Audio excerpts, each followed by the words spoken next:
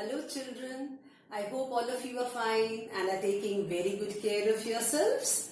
So welcome to your social studies class. In this session, I will be doing with you chapter 7. So you all must be knowing we have a lesson on latitudes and longitudes. So please listen very carefully and try to follow whatever is being explained. Hope all of you are ready with your books so that we can start. So here we go with chapter 7, latitudes and longitudes. You can see the picture and have a rough idea of latitudes and longitudes. Now the earth is a unique planet. We all know that we all live on the planet earth. And why is it unique? Because it provides habitat. Now, what is habitat? It is a natural home, no? The earth provides home to human beings, plants as well as animals. So all the living organisms are found on the earth. It is the only planet which supports life. That is an important reason why it is a unique planet. Now next we see the explorers and astronauts have confirmed that it is spherical in shape. So what did they think before? In early days, man believed that earth was flat in shape. Now that is one very important reason that the sailors never ventured till the coast. That means towards the end of the coast. They thought, like, if you see a plate, a flat plate, if you go towards the end of towards the edges, what will happen? Whatever is in the plate will fall from the plate. So they used to think that the earth is flat in shape, and if they go at the sides, they would fall off from the edges. So what explorers and astronauts? Now both are needed. Explorers, what they did? They went sailing in the big oceans, in the great oceans, and they moved around the earth and confirmed. They started from a point, reached back to that point and confirmed that the earth is spherical in shape. But what the astronauts did? Astronauts are people who travel in spacecrafts. Now these people, they traveled in spacecrafts, went to the moon, clicked photographs of the earth from the moon or from space. And by looking at those photographs, we can confirm that the earth is spherical in shape. So both of them did their part. Explorers did theirs and astronauts did theirs. It is an oblate spheroid. Now you will not find this term in your book. This means that the earth is slightly flat at the poles. If you look at the image that is given on your screen, you will see that the poles, the North Pole and the South Pole are there, and the earth is slightly flat at the poles while it bulges at the equator. That is the reason it is called an oblate spheroid. It is the only planet to have life on it. I have already told you that. And it is also the only planet which is called blue planet. So there are two reasons. One reason is because it has only life, we call it blue planet. And you must be very well knowing, that almost 3/4 of the area of the earth is covered with water.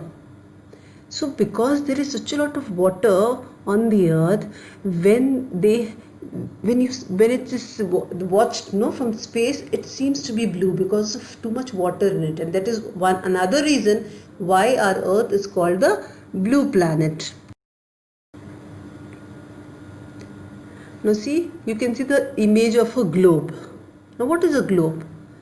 The globe is a model of the earth. You know the difference between an image and a model. Below is image of the earth. But the globe is actually a model of the earth. Here you have the image of a globe, but you must have seen in your school the globe. We can see the correct shapes, position and location of all the continents and oceans on it.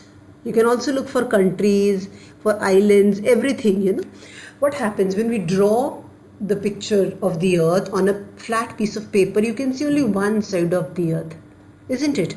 But if you are having a globe in front of you, you can rotate it, and you can see all the oceans and all the continents in the globe. It becomes very easy for you to visualize the earth.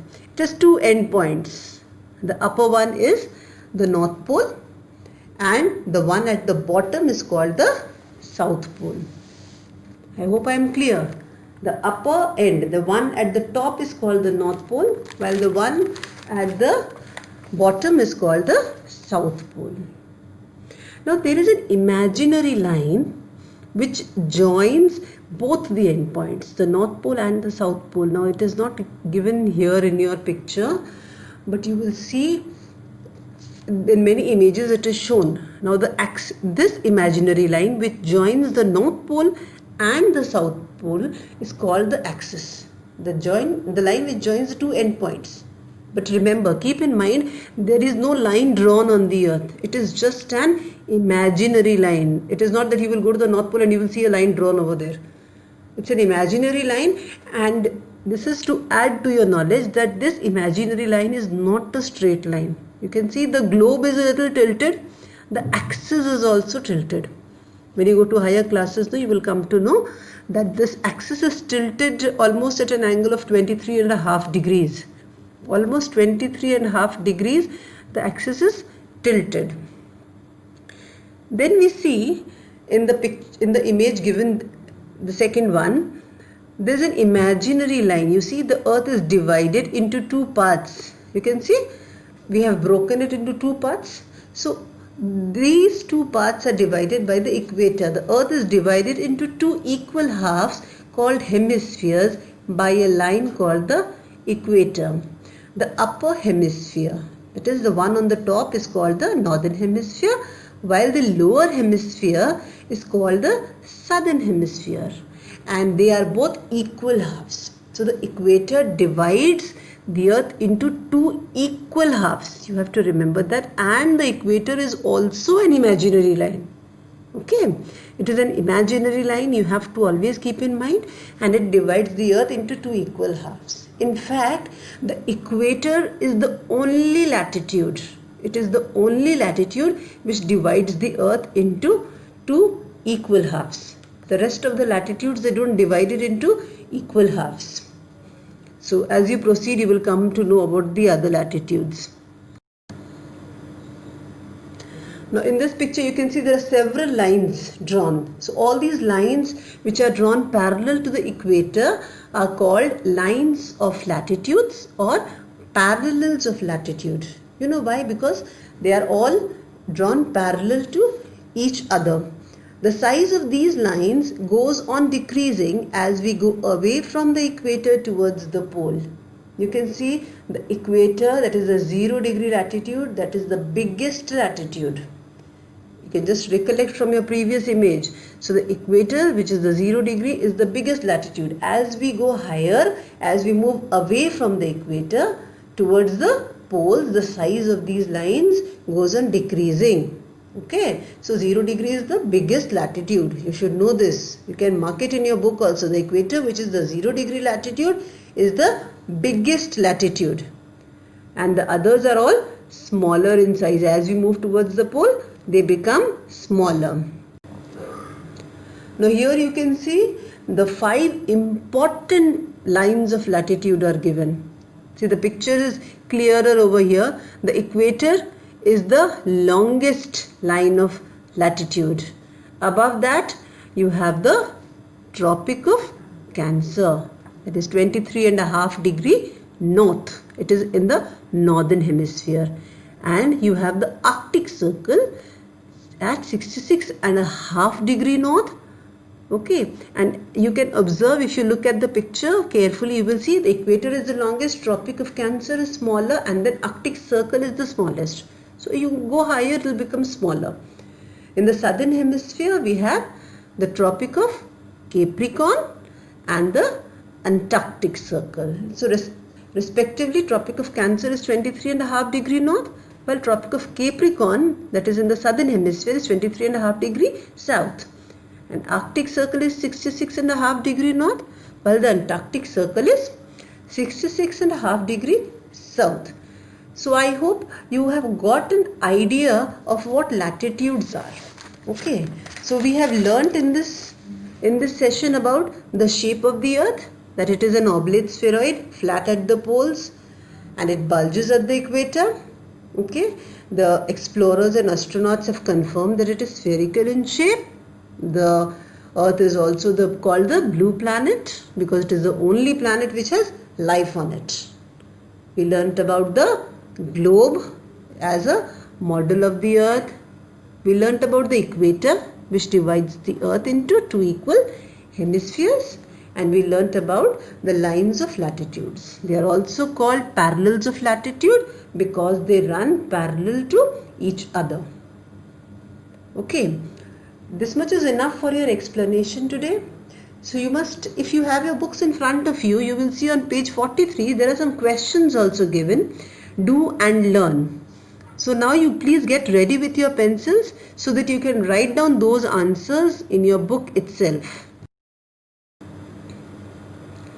The first question is, who are astronauts? So you will write down, astronauts are persons who are trained to travel in a spacecraft.